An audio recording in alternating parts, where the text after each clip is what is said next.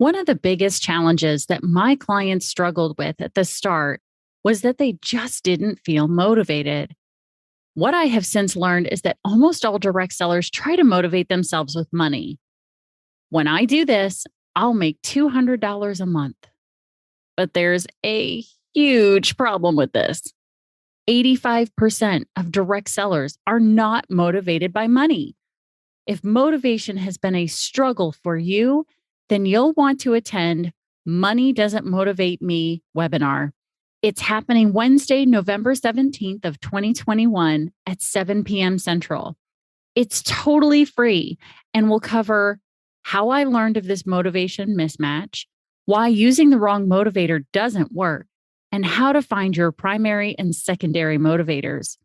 Just go to badassdirectsalesmastery.com/motivation to reserve your spot in the webinar.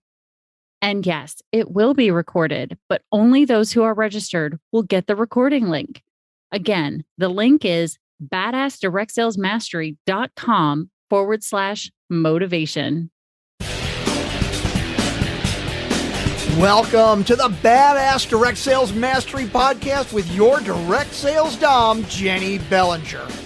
Badass Direct Sales Mastery is a podcast for rock star direct sales moms who are determined to make their business kick ass. Jenny will share her knowledge of effective sales and recruiting techniques, tips to get what you want from your business, and will interview direct sales professionals and leaders from various companies. The interviews will give insight to how these rock stars got to where they are and where they plan to grow in the future. And now, the direct sales dom, Jenny Bellinger. Welcome back to another episode of Badass Direct Sales Mastery. I am your host, Jenny Bellinger, your direct sales dom, helping you whip your business into shape. Today, I have with me, I'm not even kidding you guys when I say this, one of my favorite human beings who I'm either not related to or living with. His name is Alex Aanderud, and I was lucky enough to meet this guy the day after I became a certified professional coach. And that's why I remember when I met him, is because it was literally the day after I got my certification. And having him in my life has been a huge blessing. And I knew I needed to share him with all of you, because what you guys heard on last week's episode from Dr. Tony Alessandra gave you an overview of the DISC. And what Alex did for me is he took me into something that I call deeper than DISC. He calls it you don't know DISC. And DISC, people, this is what you need to know. But Alex is phenomenal. So Alex, thank you so much for taking time out of your busy day to be here today. Of course. Thank you so much for making the time. I'm excited. We always have fun with these conversations. Oh my gosh, way too much fun. So let's get started. How did you get into the world of DISC? So I actually started off, I've got a background as an engineer supporting experimental flight tests for Boeing in the US military. And while I was working as an engineer, I started studying something called NLP, neuro-linguistic programming. And I started to really help me understand why certain things went well and certain things didn't based upon communication structure. So flash forward, going really well, being very successful as an engineer, really started to get promoted, travel a lot for Boeing. They were flying me all over because I could fix pretty much any situation. They didn't know how I did it. And I became a certified quit smoking specialist. And my very first client was not successful. So she came in, I have a money back guarantee, and found out the reason why she was still smoking was because her 6-year-old goddaughter had been killed by a stray bullet in Baltimore. She couldn't say her name. Hour and a half later, she was laughing and telling me stories about Isabel, giving me a big hug, said, "Thank you for giving me my memories back."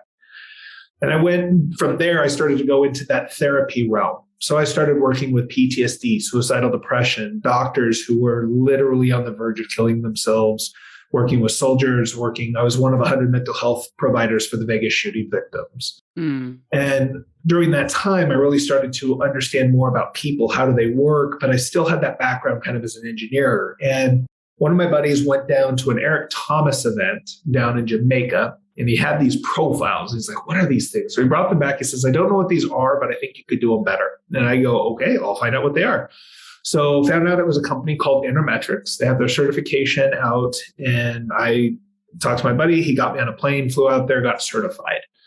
And it just completely changed everything because the profile, and this is what we're going to be discussing, the profile really was my introduction. I understood how to read people. It was a gift of mine. The profiles allowed me to quantify it, which then all of a sudden, now instead of being able to go, this is what I see, now I can show you on paper what I see.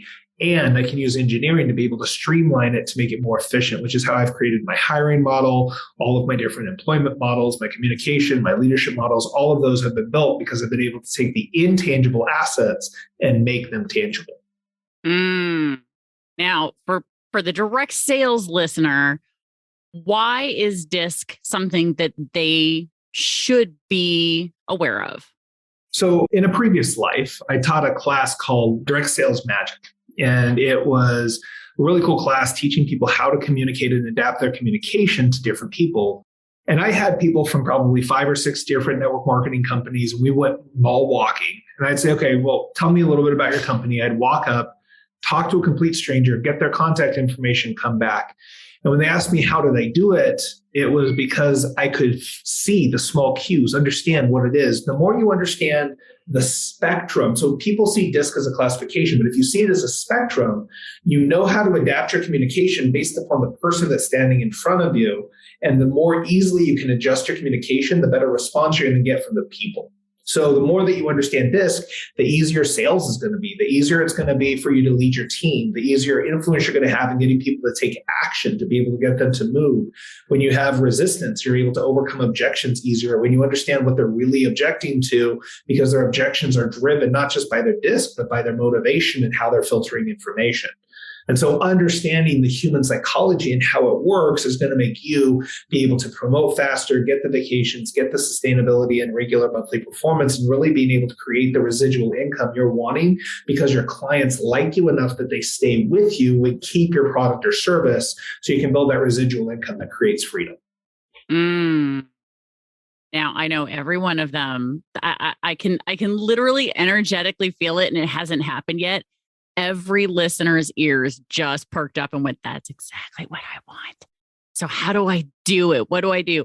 Well, if you haven't listened to the Dr. Tony Alessandro's overview of DISC, that's a great starting point. Go back and listen to last week's episode and get that overview of what the DISC is, because I'm not going to waste your time by going over that again, right? Because he gave a great, really basic introductory DISC overview, which is fantastic. So what you and I have been working on all summer and now all fall has been what you call You Don't Know DISC and what I call Deeper Than DISC on my thing. So it's the same assessments, right? So why do we need to go deeper than DISC? Why isn't DISC by itself enough? So DISC in and of itself, it measures behavioral tendencies in 4 categories: people, problems, people, pace, and procedure. And it looks at how people interact along the spectrum in those categories. But the thing is that it only measures behavioral tendencies, which often when there's any traumatic event, anything that shifts, even if they're just having a bad day, people behave differently at different times. So going deeper than DISC is really taking it from what the classification is to go, you're a D, you're an I, or whatever that label is, to understand that that's fluid and can be affected by baggage, motivation, how you're feeling, which then allows you to look at some of the deeper level stuff, because the assessments that we use also look at intrinsic motivators and how people filter information. So the DISC is great for understanding how people tend to behave, but the key word in there is A, behave, which is adaptable, and B, tend, which means it's not fixed, it's flexible. So you have to understand the person sitting across from you, and the more language you have on the spectrums from all aspects of personality, the more you have where you can go, I see where you are and I can meet you there. Right. Exactly. And so with the DISC assessment that you trained me on, or actually the trio of assessments, so it includes the DISC, which gives the behaviors. The second piece is the values index or values assessment, and then the attributes index, correct? So let's dig into a little bit of the values then piece. How does that fit in with that DISC behavior? So in NLP, there's something that are called values. And values are deep unconscious programming that helps us see kind of what's important to us. It's how we evaluate the time that was spent. Was it worthwhile or not? Now, every person has their own individual label for what their values are, but the values index takes those labels and it puts it into 7 distinct buckets. And if you understand the buckets, you can start to listen for languaging and know how do you adapt your communication based upon these buckets. So can I go ahead and dive into some of these different? Yeah.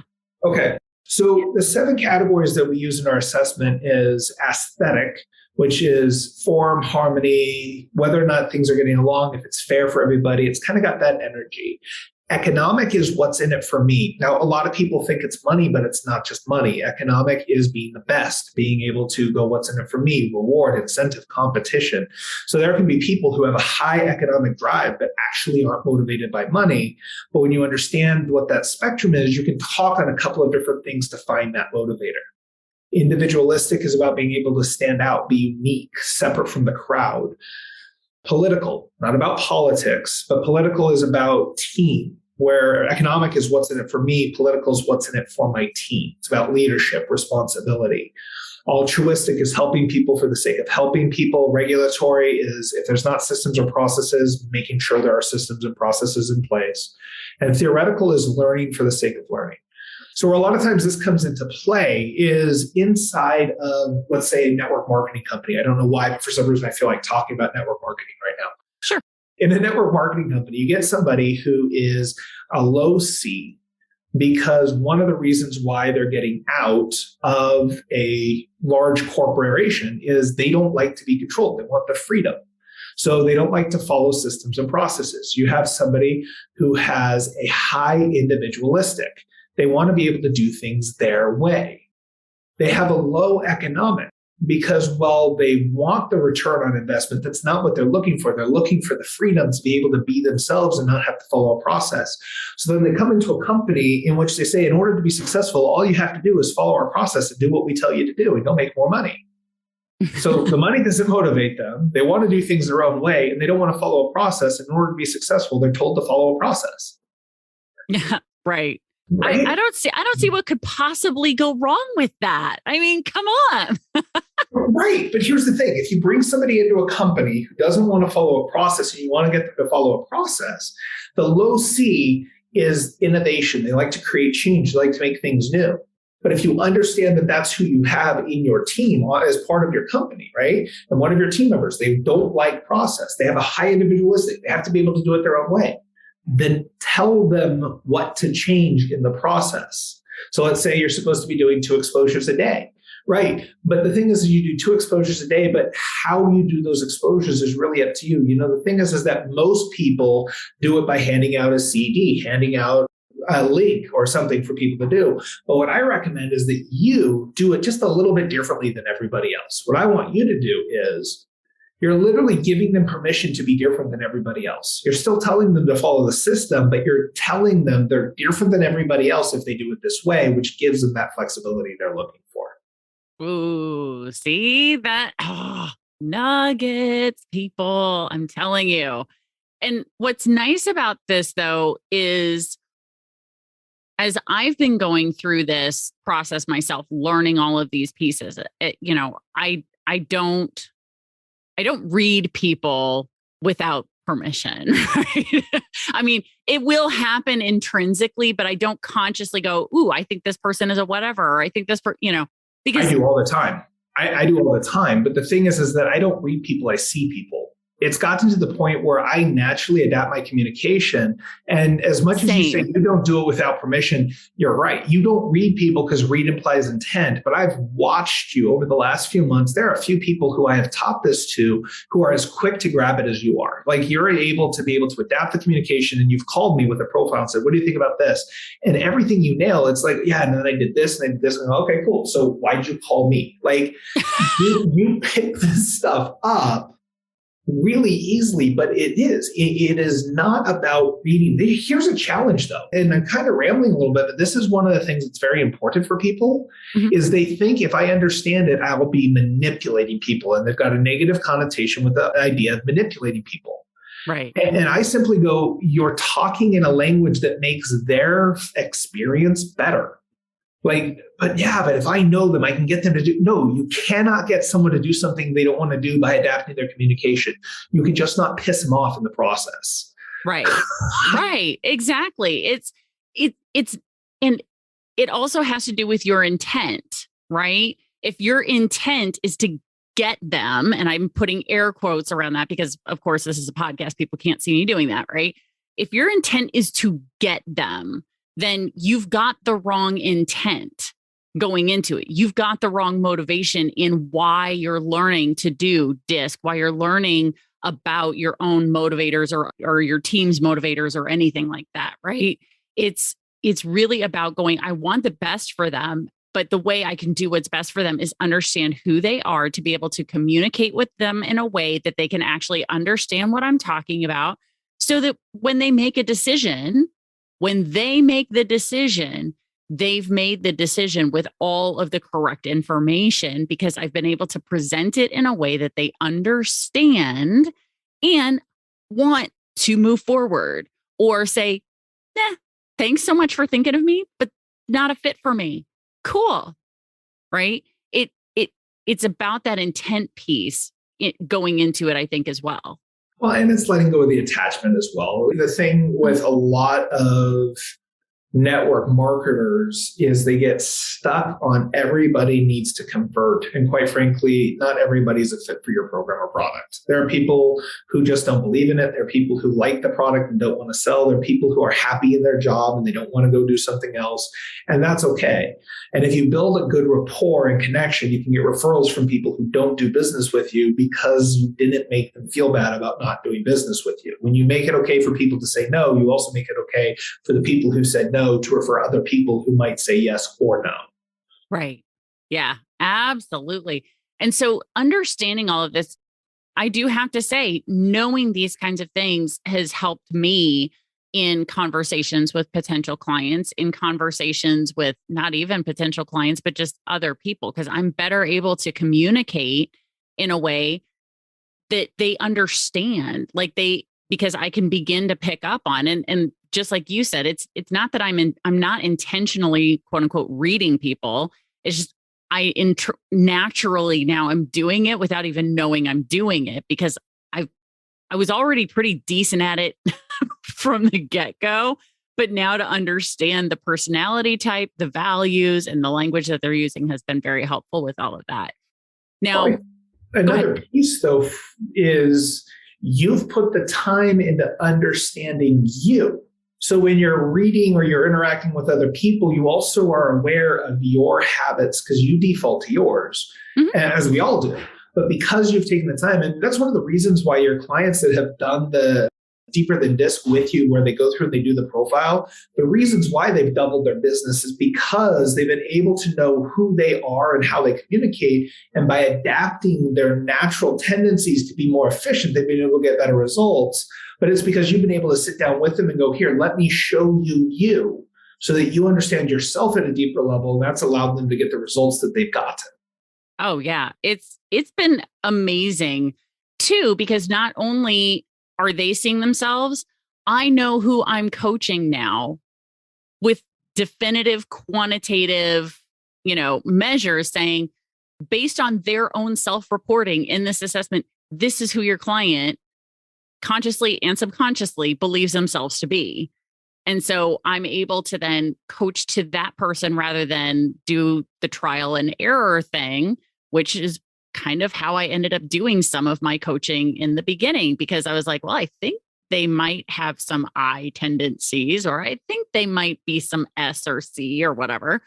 Now I know exactly who this person is, and I'm able to go through and really coach to that person individually. And so even in a group coaching setting where I've got multiple clients who've all gone through that process, as I talk to each one of them, I'm sure if I went back and watched, you could literally watch my pace shift, my languaging shift. You would see it. I don't know that anybody else would know yet because they haven't gone through the DISC program. Right. Well, and it's interesting because you have gotten to a point where you are so fluid in being able to communicate with people. I mean, we were talking about one of the profiles that we ran, and inside of it, they were having a high D, driven for results, focused on the outcome, but they were having trouble making decisions and taking actions. And you said, okay, so if I take a look at this profile and you pointed out, they have the high economic, what's in it for me, but they also had a high altruistic. So you said part of the problem is that the decision that they need to make has to do with the fact that it is going to rub some feathers and they don't want to do that. So that's hindering it. They also are feeling safe. And you said one of the things is that higher D can be driven by baggage. They don't want to be taken advantage of and they don't feel that threat. So they're able to calm that D down a little bit because that portion that showed up on the test wasn't who they really were. And then you showed me on the attribute index, you see, they see all three perspectives. And it was just how you were able to break down, the profile, if somebody who doesn't have the experience you have looks at it, goes, I don't get why they're acting that way. You go, oh, that's cute. Here, let me show you. But it's because you've run so many profiles and you've done that process. But that's what makes the deeper than disc so important, is that we don't see things. And that's really what I worked on teaching you, and you've really taken it and run with, is the profiles are not a classification. They're a starting point to understand the spectrum of human performance and how we as leaders can be more influential by understanding our clients and having more empathy and connection to influence positive change and growth. Oh, yes, exactly. And we could talk about this all day. We seriously could. And I think we have a few days. More than a few days. Well, yeah. And but this is why I want to present this to the listener, right? To my badass crew, is because I want them to begin to understand that even if they've taken the disc before, because some of the conversations I've had with some of my clients was, well, I've already taken the disc. I took it at work. Can I just share my results with you? They're not accurate. The bottom line is that they're not accurate. I work with companies like Intel, JLL. I've worked with Wells Fargo. I've worked with MGM, the resort casino place. I've worked with Charles Schwab. I've worked with real estate. Real estate's really my focus. Every single time, I'm having them take them every quarter because the results change. Somebody can have a positive, outgoing, gregarious, high I experience. And all of a sudden they had one person do one thing that affected their trust. Now all of a sudden they're more introspective and they're nervous and they're just not showing up as a high I. And if they were to retest, you would see that 99 I is now a 30 I. And you don't know that because your profile is 2 years old. Fascinating. Because I know I've taken it since the first time you had me take it with you. I've taken it 3 times, and many of my scores have remained fairly consistent. But what was interesting was I did have a complete switch of my S and my D.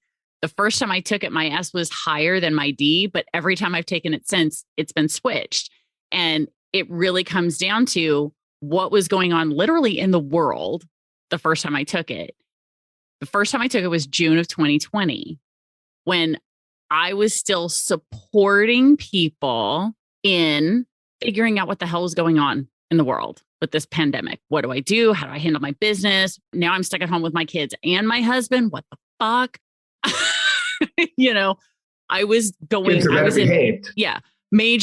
in major support mode at that point in time.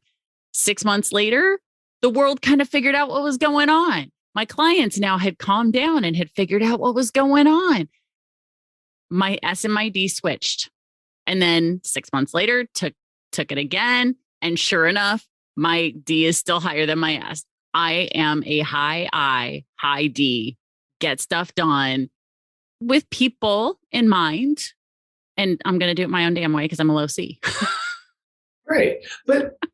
And what's funny is like we spend so much time in the disc is the thing we talk about the most because it's the one most people know. Right. But the disc is the most fluid of the 3 assessments that we use. Intrinsic motivators are more stable than the attribute index, understanding how people filter information. We haven't even gotten into that, but really the deeper insight of why people do what they do and what are their natural talents. You see, weakness isn't real. I want to just make this point. Weakness isn't real. Weakness is manufactured by making your success dependent upon something you suck at.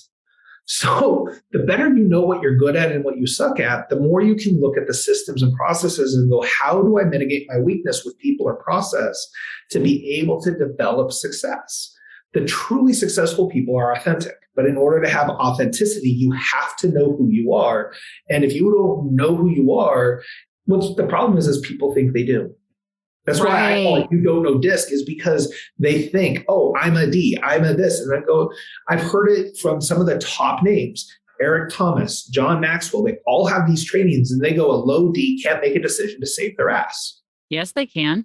That's not true. A low D with enough time and enough information can make a quality decision that's the right decision based upon the environment. But the problem is that a high D judges a low D based upon their model of the world. You have a low I. They're not outgoing. They don't like talking to people. No, put them in an environment in which they've gotten to know people, and all of a sudden now they're outgoing and social. Why? Because the threat of an experience isn't there because they now feel safe and comfortable. So now you have a low I who's outgoing. Or how about this? You have the high I who's outgoing, gregarious, loves talking to people. Right. They're an extrovert, right? Wrong. Nope. You see, people think a high I is an extrovert. No, a high I is outgoing and social, but an extrovert gains energy from it. But you can have, and this is going to resonate with a lot of the network marketers, is you have a high I who's an introvert, which means you, the listener, are really good at going out and talking to people and socializing, but you have to recharge by being alone. You have a close group of friends that are deep relationships. So you feel broken because they say extroverts get recharged by being around people. So you constantly keep yourself around people. You're not an extrovert. You're an outgoing high I who is an introvert and needs self-time to recharge. You need to know that about you. Yes, exactly. And I literally just had that conversation this weekend with some people who had never heard of DISC before. And I was talking about it and the conversation came up. Well, does that mean that they're extroverted? And I was like, oh, no. Extroversion, introversion, not even addressed in this assessment because it has nothing to do with your behavior tendencies are not, well, okay, I can see them, but it won't necessarily happen unless I can see the values, unless I can see the attributes, how they process information, because that's what's going to begin to tell me if they recharge their batteries by being around other people or being alone. How do they process information by being around other people or being alone? That's what makes the situation unique. Are they good at knowing what needs to be done? Do they understand the big picture? Which monitor are they looking at? The attribute index, which we haven't done a lot of talk about, really lets you understand, is the person good at taking action and what are their blind spots? What are the things that they're not going to see? There are some people who are really good at reading people and understanding people. There are others who it's a blind spot. They don't know how people are feeling. And unless they slow down, here's the thing, they're really good at it, but they have to slow down and be intentional or they don't see it. They've got the high score, but it's monitors behind them. Mm-hmm. That's what these assessments show. Right, exactly. And so without having that, you're just going off of what you think. And I am talking to the listener right now.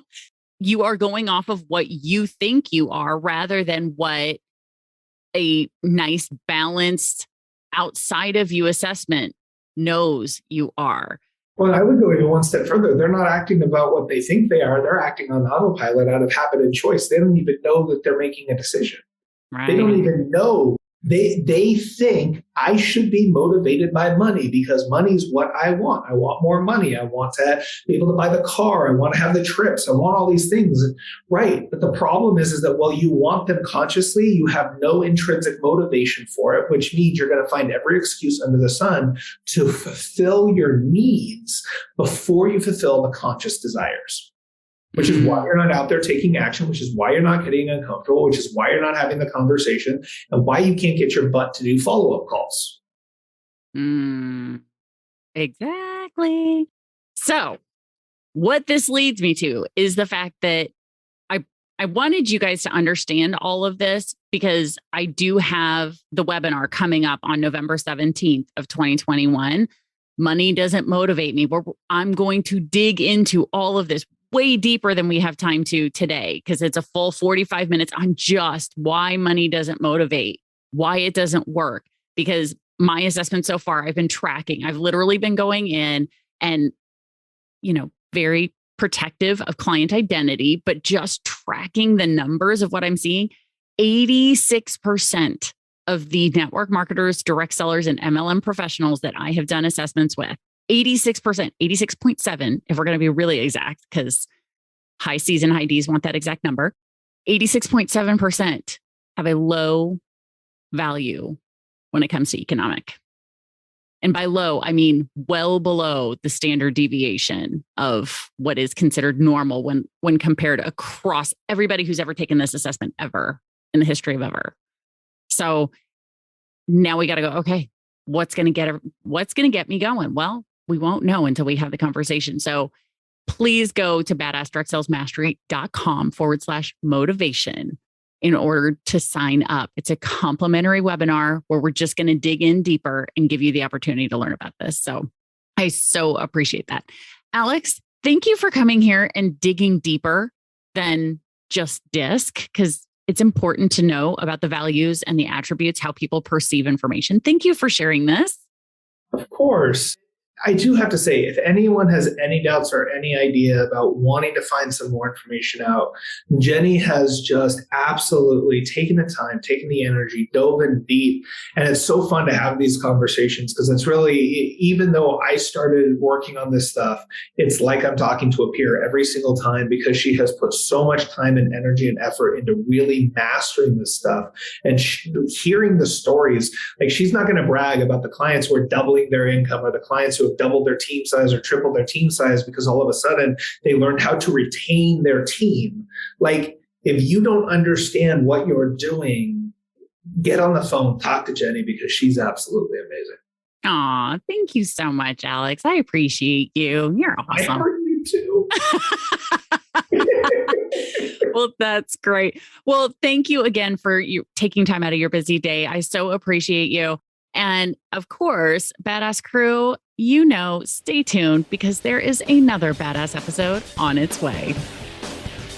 Thanks for listening to the Badass Direct Sales Mastery Podcast with your direct sales dom, Jenny Bellinger. Why are you waiting to go to badassdirectsalesmastery.com? Don't make the dom get her whip. If you enjoyed this episode, make sure to share it with another rock star that you know in direct sales after you subscribe to the podcast so you won't miss any future episodes. You can also check out the show notes for links and any contact information mentioned in today's episode. We'll see you next time.